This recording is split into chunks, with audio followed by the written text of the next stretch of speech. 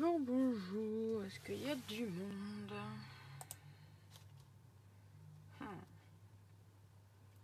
Est-ce que je vais réussir à voir? Pas toujours évident, le temps que tout se connecte.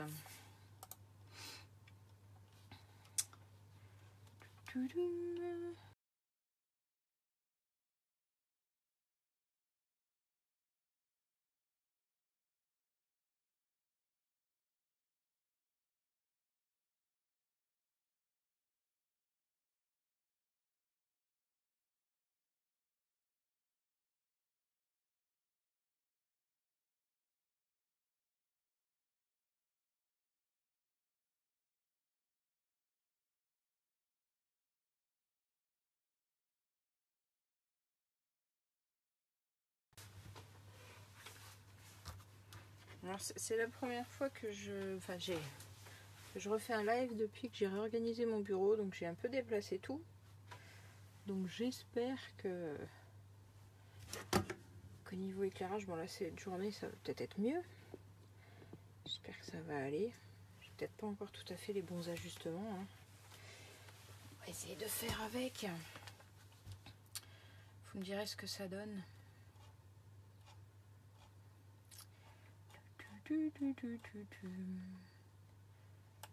Hop. Hop, hop, hop. Alors, qui est là? Bonjour, bonjour.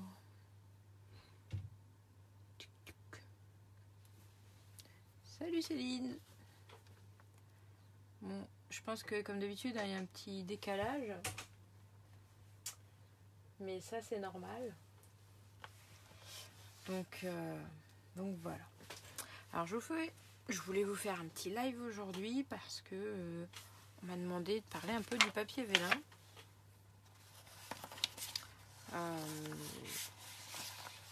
Et puis de l'embossage à chaud. Donc en fait c'est une technique qui se prête bien à ce type de support, donc d'une pierre deux coups.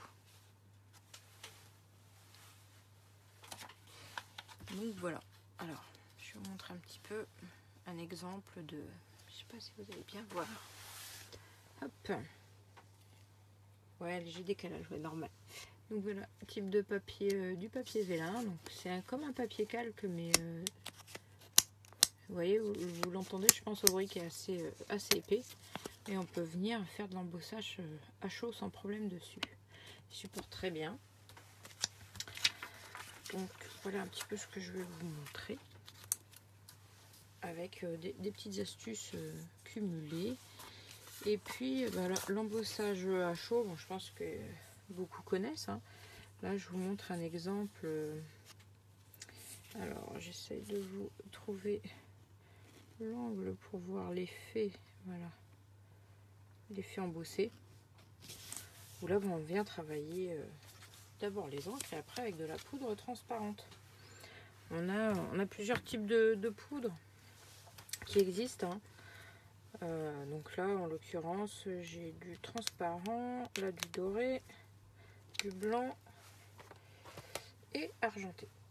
Voilà. Alors la particularité de cette poudre, en fait, de manière générale, c'est que à la chaleur, une forte chaleur, hein, parce que le sèche-cheveux ne suffit pas. À la chaleur, cette poudre donc cuit et durcit, et ce qui donne en fait une sorte de pellicule comme une peinture, mais du coup on peut venir travailler des motifs très fins.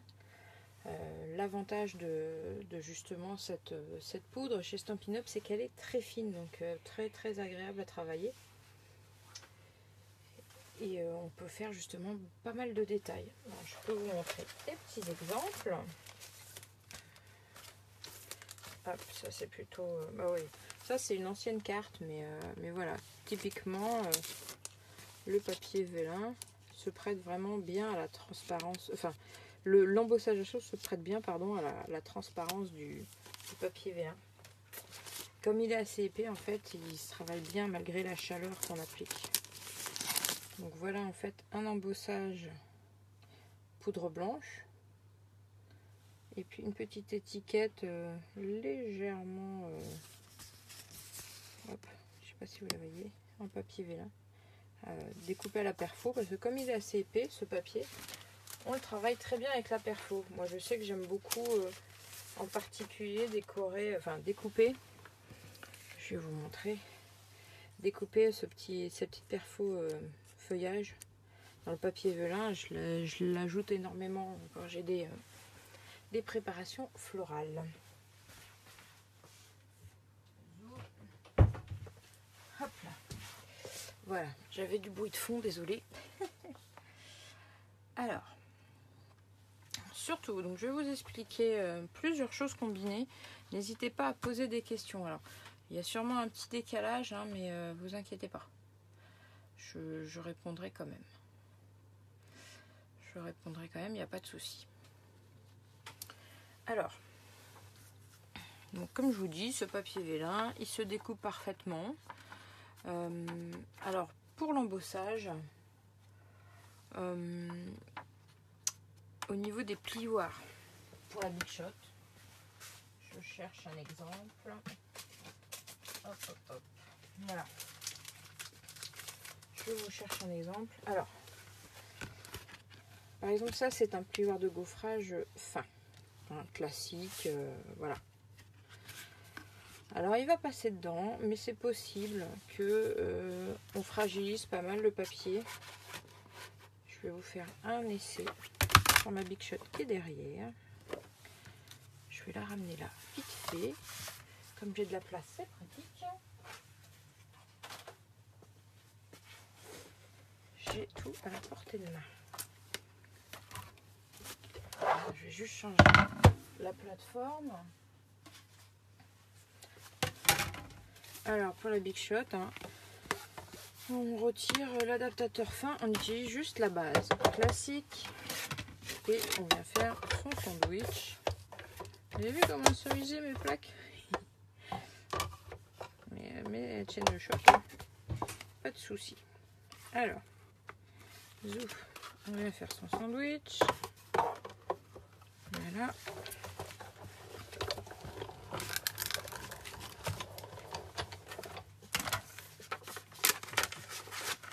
Voilà. Alors, comme vous voyez, bon, vous pouvez pas remarquer, mais moi je le sens, il est un petit peu rugueux au niveau du travail. Selon les motifs qu'on embosse, avec un plioir classique comme ça, parfois le papier peut craquer. Par contre, avec les plioirs d'embossage profond, donc vous allez voir la différence. Là, il n'y a pas de souci en fait, ça supporte très bien les papiers plus fragiles. Hop. Et alors, vous voyez, la particularité du papier vélin, c'est qu'en fait, à la pression, en fait, au travail, il blanchit légèrement, ce qui fait ressortir encore plus le motif. Vous avez vu, là, c'est descendu du ciel, c'est pour imiter la neige, et c'est vraiment magnifique, c'est parfait. Alors, je vais vous montrer sur l'autre côté avec un plioir,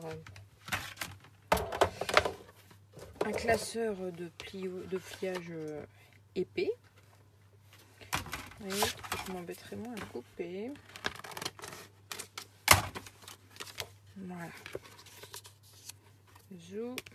Alors, la particularité pour les plioirs épais, contrairement aux autres, sur le sandwich, on n'utilise qu'une plaque de plexi, pas les deux. Et alors, ces plioirs ont la particularité de faire différentes profondeurs, en fait. Travailler vraiment sur un dégradé et on a quelque chose de vraiment magnifique. Alors, vous voyez le léger blanchiment du papier, ça rend un relief superbe. Ah, j'adore. Donc voilà, donc le papier vélin pour l'embossage, c'est quelque chose de très sympa qui va vous donner un relief sur vos cartes tout en discrétion, je dirais, du fait de sa transparence. Pousse-toi Clément s'il te plaît. Désolée, il y a fiston qui s'incruste. Voilà. Alors, on peut venir aussi un peu l'ancrer C'est quelque chose qui est moins facile à faire, comme ça, mais c'est faisable. Et puis bah, je vais vous montrer le truc pour tamponner, embosser. On va se baser en fait sur cette perfo. Et puis je vais utiliser ma Stamparatus. Et ben, je vais refaire les petits ballons comme je vous ai montré là. Hein. On va refaire ça, je vais vous montrer. Donc en fait ce que je fais c'est que je tamponne et j'embosse avant de découper. Alors pour pouvoir découper correctement mes motifs, ce que je fais c'est que j'utilise dans une chute de papier en fait, je la déverrouille, c'est mieux. Je mets à bloc, je l'enfonce vraiment jusqu'au bout, vous voyez. Hop, voilà, si je le mets pas à l'endroit. Voilà, en fait il est à fond là. Et je garde ça, en fait c'est mon gabarit. Pour pouvoir positionner en fait exactement. Et quand après je perfore, bah, j'ai perforé exactement. Donc j'utilise, on va prendre ça. On va considérer que vous avez plus ça pour éviter de se perdre. Donc en fait, ce qu'on fait par rapport à la perfo, voilà, dans ce sens-là, on se cale bien sur le bas. On vient bien caler du coup son papier vélin. Et puis bah, du coup, j'ai pris dans le lot de tampons assortis, j'ai pris voilà les fonds de ballon à motif. Donc voilà. Je viens positionner mes bas de ballon. Voilà. Et je retire ça. Donc, ça me permet comme ça. Ça me permet comme ça d'avoir exactement le bon positionnement. Ensuite, à la Versamark. Je vais décaler un peu. Voilà. Donc, la Versamark pour l'embossage à chaud. Hein. Indispensable. Je viens bien ancrer mes tampons. Donc c'est qu'une encre transparente, collante. J'ai oublié juste un petit détail super important. Le petit buddy. C'est un petit tapis. Voilà. Alors, je viens frotter le support avant de venir ancrer. Alors ce petit tapis en fait il permet de retirer tout l'effet électrostatique qui aurait pu se charger sur le papier. Et qui vous évite ainsi d'avoir après la poudre qui vient se coller en fait en dehors de votre motif à cause de l'électricité statique et qui en fait après bah, cuit et puis on peut plus l'enlever. Donc ça c'est super important de le faire, de passer sur votre papier avant d'embosser. C'est ce qui fera vraiment que vous aurez un embossage à chaud net. Voilà. Donc là vous voyez peut-être pas. Je vais regarder si vous voyez peut-être. Ça fait un peu effet mouillé. Hein. Alors la Versamark on peut l'utiliser également comme ça pour faire pour donner un ton sur ton sur des papiers, un effet mouillé par transparence. Voilà, je pousse ça. Hop. Voilà, une fois de plus, pour ce genre d'embossage de précision et tout, la Stamparatus, c'est vraiment un outil génial. Alors moi j'ai un petit bac réservoir, mais vous pouvez tout aussi bien prendre une feuille de papier un petit peu rigide que vous pliez au centre et afin de la former en entonnoir pour refaire tomber la poudre. C'est juste pour récupérer la poudre. On va les faire en blanc, tiens, pour changer. Parce qu'en fait, on en dépose pour couvrir le motif. On en dépose beaucoup, mais on en récupère beaucoup. Hop là. Donc on en utilise très peu à chaque fois. Voilà. Donc comme ça, je récupère la poudre, il n'y a pas de souci. Hop. Vous voyez la poudre. Je vais essayer de vous montrer en fait l'effet. Là, on a la poudre qui est posée, mais qui n'est pas cuite. On va utiliser donc un pistolet chauffant. Ça va faire du bruit, hein, parce que c'est... en fait, on est plus proche... on va dire, on est plus proche du décapeur thermique que du sèche-cheveux. Hein, clairement. Donc en fait, on va cuire. Alors, je vais essayer de me mettre prêt pour que vous voyez, si possible, à la caméra, l'effet de la poudre au moment de chauffer... comment dire, son rendu. Je sais pas si je vais réussir Voilà, on va essayer de voir comme ça. En fait, elle change d'aspect la poudre. Est-ce que vous voyez légèrement, ça blanchit bien. Et hop là, je pense qu'on le voit. Donc voilà. Voilà, là, elle a cuit. Elle est brillante, un petit peu plus. Voilà. Donc là, notre poudre ne bougera plus. Elle est cuite. Hop. Une fois que ça refroidit, ça ne bouge plus. Voilà. Et puis, bah alors tout simplement, comme on s'était bien calé par rapport à notre papier patron, il suffit de venir perforer. Et on a nos petits ballons, tout beau. J'adore ces petits ballons. Combinés avec des ballons de couleur superposés, on peut faire vraiment des belles cartes d'anniversaire et compagnie. Clément, arrête. Bon, Clément est en train de découvrir le live, alors il voit en même temps sur le PC. Du coup, il fait des passages furtifs sur l'écran quand j'ai le dos tourné. Allez, tu dis bonjour si tu veux, mais arrête. On t'entend là? Allez. Voilà. Allez. Aïe. Donc voilà pour ce papier vélin et l'embossage à chaud. Alors, ici, ce que j'ai fait, si vous voulez, je peux vous montrer rapidement. Et bien, une fois de plus, je me suis servi de la Stamparatus. À savoir que les encres de couleur qu'on a sont des encres à l'eau à séchage rapide. Donc, même si parfois on peut arriver à faire quelque chose, elles ne sont pas faites. Elles ne sont pas faites pour l'embossage à chaud, comme la Versamark. Elle ne permet pas en fait de faire coller la poudre. Mais on a sans problème le moyen de le faire. Là, en l'occurrence, ce tampon-là. Clément, on verra après, tu sors. Dans ce cas-là, en fait, je suis venue travailler mon tampon donc, avec les feutres et les Stampin' Right.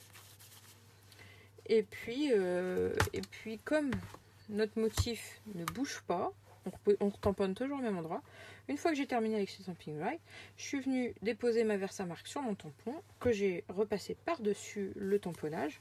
Donc à la base, le tamponnage est tout simple, voilà. Et puis, même phénomène, après j'ai juste utilisé de la poudre transparente. Et comme ça, on a un motif et en plus, on peut le faire en dégradé, on peut faire plein d'effets. Alors, si vous voulez, je vais vous montrer rapidement. C'était pas prévu, mais je vais le faire. Alors, juste, il me faut un petit peu de papier quand même. Comme ça.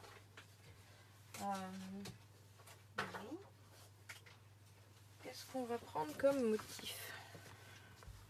Je descends. Oui, descends. Pas de souci. Cherche un tampon sympa. Un tampon sympa.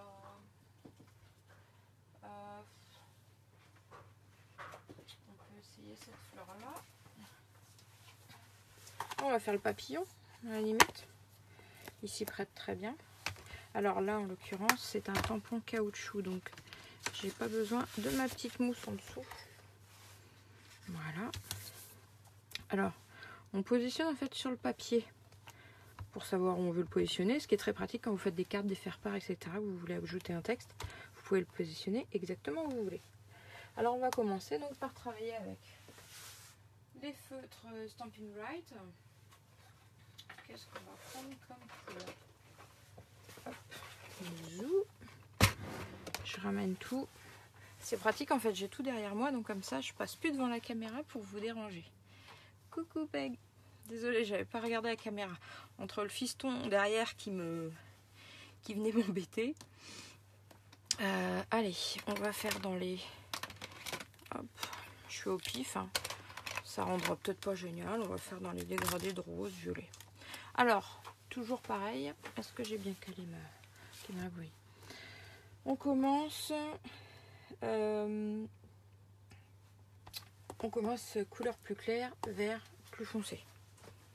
Hein, pour éviter... Donc moi je prends la mine pinceau. Alors voilà. Zou.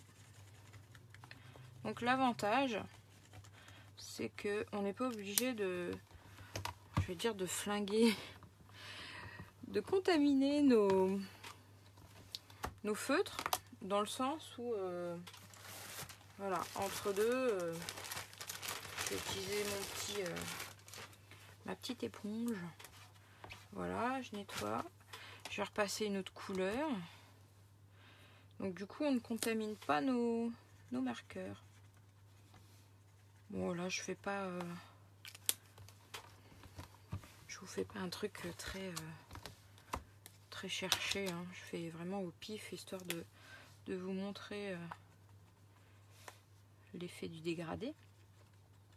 Enfin, on n'est pas vraiment en dégradé finalement, on est plutôt en superposition. Mais voilà, on vient retravailler les couleurs une à une. C'est vraiment sympa.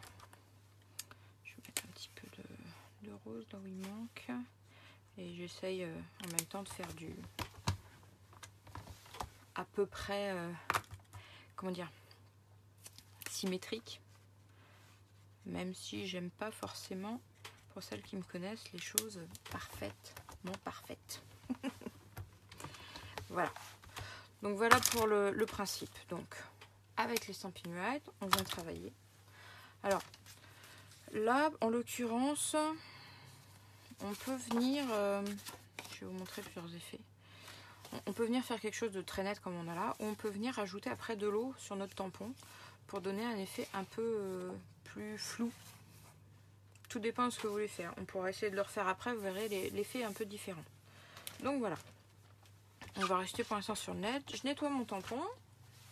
Hop, un petit chiffon pour sécher. Et puis, et ben là, on va passer... j'ai pas nettoyé. Hop. Mon récupérateur à poudre, parce que du coup on va utiliser de la poudre transparente dans ce cas là, hein. Pour garder l'effet couleur forcément, donc poudre transparente. Hop, je viens tamponner tuc, tuc, à la Versamark. Voilà, bisous. On vient donc recouvrir de poudre. Voilà. Être sûr qu'il y en ait partout.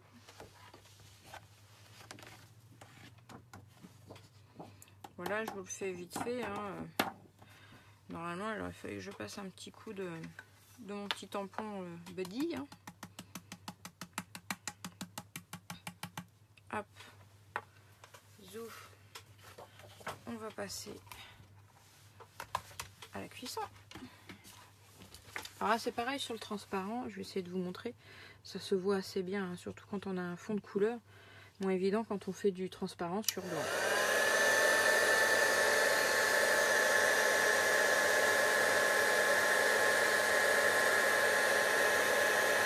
Ça se voit surtout bien sur les couleurs plus foncées.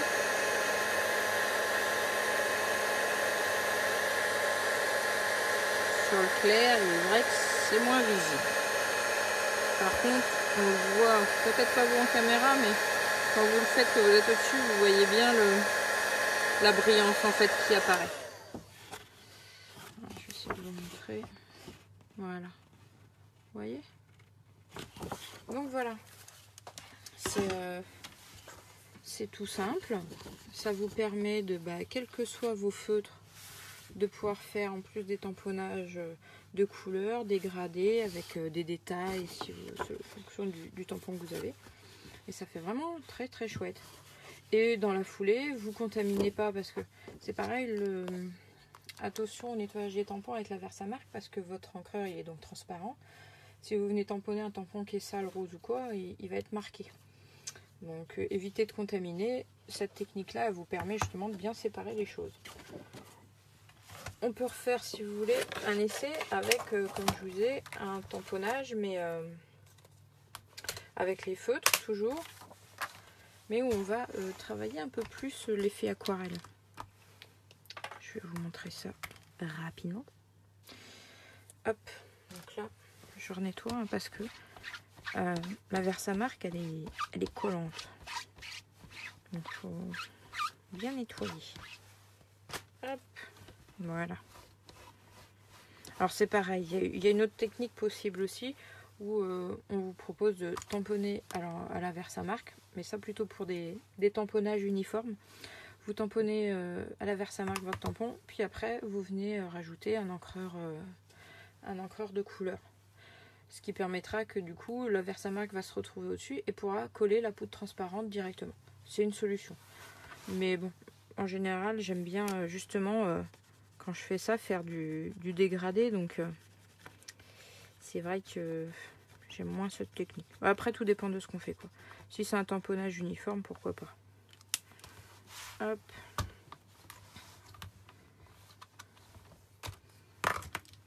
Hop. Zou. Voilà. J'ai pas forcément le... Hop. Je vais faire ça. Je vais mettre en même temps mon foncé. Et je cherche un petit spritzer d'eau que je viens pulvériser. Voilà. Et plaf. Voilà. Vous voyez l'effet? Complètement différent. Complètement différent. Les couleurs sont plus, on va dire, fondues, hein, clairement. Donc,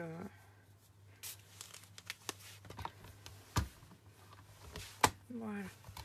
Un petit couloir. Hop. Voilà, ouais, c'est bien. Zou.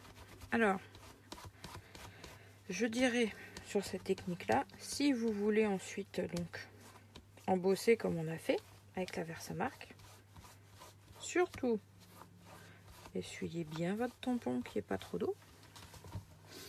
Et si vous avez mis trop d'eau sur votre papier, attendez bien qu'il ait séché, qu'il soit plus sec quoi, parce que sinon ça ne va pas le faire. Hop. Et puis bah, même punition, tamponnage Versamark sur le motif. Hop. Voilà. Haha.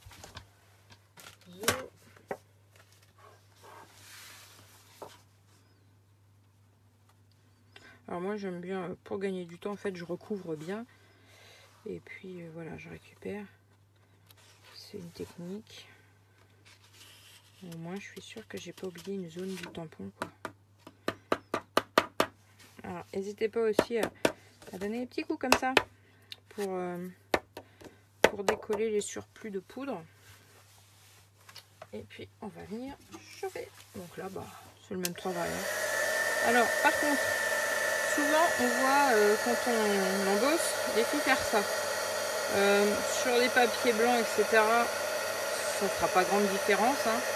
Par contre attention sur du papier vélin ou des papiers un peu plus sensibles. Évitez en fait de secouer, restez bien droit. Une fois que vous serez habitué à votre matériel, en fait la distance vous la connaîtrez, vous le ferez naturellement. Pourquoi je dis ça? Parce que si vous faites ça comme ça, vous allez faire gondoler votre papier. Et c'est pas le but. Donc voilà. Donc, vous avez vu avec sans rajouter d'eau, on a un effet plus net. Et puis là, avec un effet un peu plus aquarellé, on va dire. Donc avec les feutres Stampin' Right assortis à nos encres, on peut faire vraiment de très très belles choses. Deux effets différents, même technique. Donc voilà. Ces techniques là on peut essayer de les faire. Alors attention parce que le papier vélin ne sèche pas comme du papier standard. Hein. Donc il faut faire attention. Voilà, il faut le laisser le temps de sécher, vous voyez. Après avec un doigt éponge ou quoi, on peut venir un peu diffuser. Par contre, le travail d'aquarelle, clairement, sur du papier vélin, c'est difficile. Je sais pas si ça va vous... En fait, il n'est pas forcément là pour absorber beaucoup d'eau. Et vous allez voir, hop, vous voyez, il se gondole assez vite, en fait. Par contre, l'eau, elle se diffuse bien. Mais elle se diffuse déjà tellement bien parce qu'elle ne rentre pas que regardez, j'ai fait du pastel quoi. L'eau elle s'en va très facilement parce qu'elle rentre beaucoup moins facilement dans le papier vélin.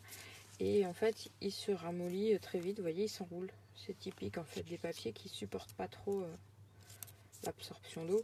Et du coup, quand vous allez le sécher, à l'inverse, il va se durcir. Donc, ces techniques-là d'embossage avec de la couleur, et surtout si vous rajoutez de l'eau pour aquareller votre motif, évitez sur le papier vélin. Le papier vélin, c'est vraiment quelque chose de magnifique pour l'embossage. Enfin, le gaufrage ou l'embossage à froid, comme on dit, ou l'embossage brut, tel que avec les poudres sur du calque.